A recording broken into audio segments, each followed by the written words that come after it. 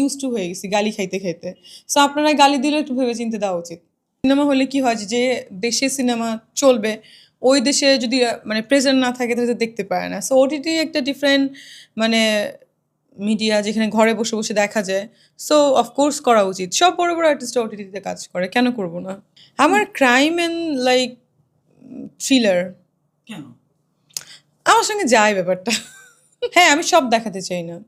Of course not. নায়িকাদের সবকিছু একটু লাইক মানে কার কাছে কি ব্যাপার সেটা না। বাট আমি মনে করি যে মানুষকে সব দেখানোর কিছু নাই। একটু দেখানোর মানে হবে তার মধ্যে শেষ করা করবে এটাই।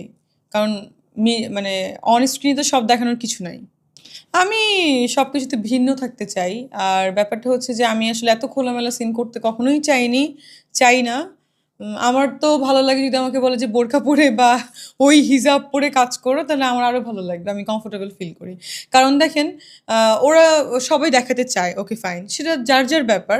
কিন্তু আমার আমার মানে কি বলে পারসেপশন বা পার্সপেক্টিভ যা বলেন মানে আমার দিক থেকে যেটা হয় সেটা হচ্ছে যে আমার মনে হয় যে মানুষের চেহারা দিয়ে এক্সপ্রেশন দিয়ে ওইভাবে কাউকে যদি আকৃষ্ট করা যায় ওইটা হচ্ছে বেস্ট অ্যাচিভমেন্ট। ছেড়ে দেবো আসলে কখন মানুষের মনে কি চায় মানুষ জানে না। আমার তো মাঝখানেও ইচ্ছা করছিল লাইক 1 বছর আগে 1-1.5 বছর আগে যে আমি ছেড়ে দিয়ে আমি শুধু ডাক্তারি করব। আমি ডিএইচএ এক্সাম দিয়েছি দুবাইতে, ওদের অ্যাসোসিয়েশনে পাশ করেছি। সো ওরকম আমি নিউ ইয়র্কে বা আমেরিকাতে আমি অলরেডি গ্রিন কার্ড অ্যাপ্লাই করেছি। সো মানে এইগুলো করে আমি ভাবছি ওইখানেই ডাক্তারি করবো, এটা ভেবেছিলাম।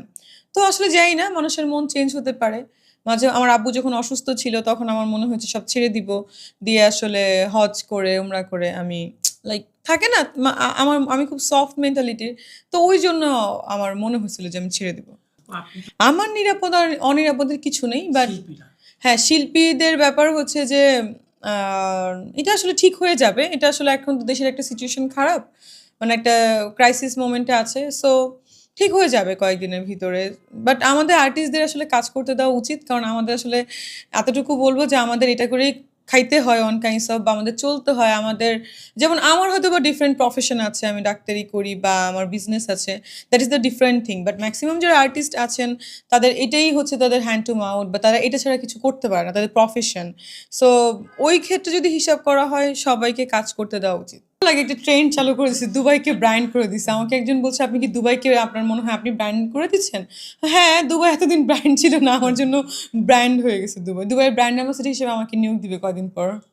না, দুবাইকে থাকা বা দুবাইতে থাকা নেগেটিভের কি আছে? দুবাইতে থাকা, ইউএসএ থাকা, ইউকে থাকা সেম থিং। নিউ ইয়র্কে থাকা, দুবাইতে থাকা তো একই ব্যাপার। বাট দুবাই কেন মানুষ